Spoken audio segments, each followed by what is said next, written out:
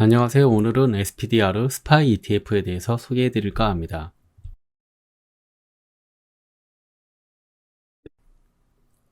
스파이 ETF는 1993년 1월에 시작된 미국 최초 ETF입니다. 스파이는 미국 S&P 500 지수를 추종하는 패시브 ETF이며 S&P 500 지수를 추종하는 국내에 잘 알려진 ETF로는 IVV, VOO, SPLG가 있습니다. 스파이는 이 세 개의 상품보다 높은 거래량과 자산, 그리고 높은 수수료를 가지고 있습니다. MSCI ESG 등급과 점수입니다. 4개 상품 모두 등급은 트리플 B이며 점수는 약 5.6대의 점수를 가지고 있습니다. ETF 기본 종목입니다. 스파이와 SPLG는 스테이트 스트리트 글로벌에서 운영 중이며 IVV는 블랙록, VOO는 뱅가드에서 운영 중입니다. 스파이의 상장일이 1993년으로 제일 오래되었으며 VOO가 2010년으로 되어 있지만 SPLG가 2020년에 S&P 500 지수로 바뀐 ETF입니다. 따라서 SPLG가 상장일이 제일 늦은 상품입니다. 매수 비용은 SPLG가 약 $50 선으로 접근하기 쉬운 매수 비용을 가지고 있으며 운용 비용은 스파이는 0.09, SPLG, IVV, 부가 0.03으로 세 가지 상품이 동일한 운용 비용을 가지고 있습니다. 스파이는 1993년대에 상장된 가장 오래된 상품이며 SPLG는 2020년 초에 S&P 500 지수로 바뀐 상품입니다. 검토일 기준으로 봤을 때 스파이와 IVV는 비슷한 매수 비용을 가지고 있으며 SPLG는 $50 미만으로 접근하기 쉬운 매수 비용을 가지고 있습니다. 운용 비용은 스파이가 0.09이며 SPLG, IVV, 부가 0.03으로 같은 운용 비용을 가지고 있습니다. 관리 중인 자산 AUM은 한국 ETF로 봤을 때 시가총액을 뜻합니다. 스파이가 353빌리언 달러로 가장 높은 관리 중인 자산을 가지고 있습니다. 스프레드는 매도와 매수 사이의 호가갭의 차이입니다. 매도가 100이고 매수가 99, 이리저리 차이로 호가갭이 적으면 평균 스프레드가 낮은 0과 가까운 상품이고 매도가 100인데 매수가 90, 80 이렇게 되어 있으면 매도와 매수 사이 호가갭이 큰 평균 스프레드가 큰 상품입니다. 평균 스프레드가 0%인 것은 매도와 매수 사이의 호가갭이 없다는 뜻입니다. SPLG는 0.02% 정도 호가갭 차이가 있습니다. 45일 기준 평균 거래량입니다. 스파이는 약 7천만 건, SPLG는 약 270만 건, IVV는 약 440만 건, VOO는 약 400만 건의 평균 거래량을 가지고 있습니다. 베타 계수는 4가지 상품 모두 0.98입니다. 베타 계수가 1보다 낮으면 지수보다 변동성이 덜하며 베타 계수가 1보다 높으면 지수보다 변동성이 큰 상품입니다.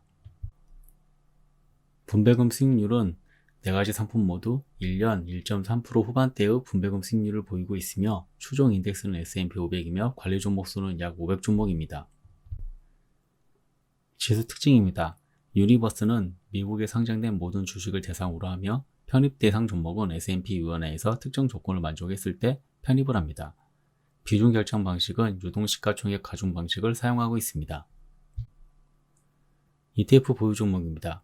비중 1위에서 10위까지의 종목으로 4가지 상품 모두 같은 종목을 비슷한 비중으로 가지고 있습니다. ETF는 어떤 종목을 가지고 있느냐가 중요한 게 아니라 지수를 어떻게 구성하느냐가 중요한 상품입니다.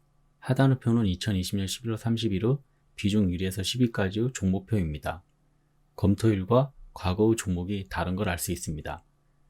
ETF는 장기로 가져가는 상품이며 장기로 갔을 때 지금 포함되어 있는 종목이 미래에도 계속 포함되어 있는지는 알 수 없습니다. 따라서 어떤 종목을 가지고 있느냐 보다는 어떤 식으로 지수를 구성하느냐를 더 중점적으로 보시는 게 좋습니다. 섹터 비중입니다. 4가지 상품 모두 같은 지수를 추정하기 때문에 동일한 섹터를 거의 비슷한 비율로 좀 가져가고 있습니다. 국가 비중입니다. 4가지 상품 모두 미국 100%로 구성되어 있습니다. 상품 상향입니다. 대형 혼합형 상품으로 가치와 성장이 골고루 포함되어 있는 상품입니다. 위험성 및 변동성입니다.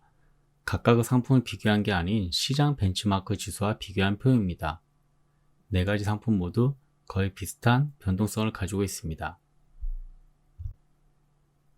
ETF 수익률입니다. 검토일부터 과거 2년까지의 주가 그래프를 봤을 때 네 가지 상품은 거의 비슷한 주가의 흐름을 보였습니다. 과거 후행 수익률 표입니다. 네 상품 모두 거의 비슷한 수익률을 보였으며 15년 수익률은 약 10%였습니다. ETF 분배금입니다. 2010년부터 2020년까지의 연 분배금과 연 분배율을 정리한 표입니다. VO는 2010년에 상정되어 지금 분배율이 좀 적은 편입니다. 2011년부터 2020년까지의 분배율 평균을 봤을 때 IVV가 높은 분배율을 보였습니다. 스파이의 운용 수수료가 높은 이유는 ETF 구조적 차이가 있기 때문입니다. 스파이는 보유 종목 대출이 불가능하며 SPLG, IVV, VO는 보유 종목 대출이 가능합니다. 보유 종목 대출이란 쉽게 공매도자가 ETF 운용사로부터 종목을 빌려서 공매도를 할 수 있는 그런 상품입니다.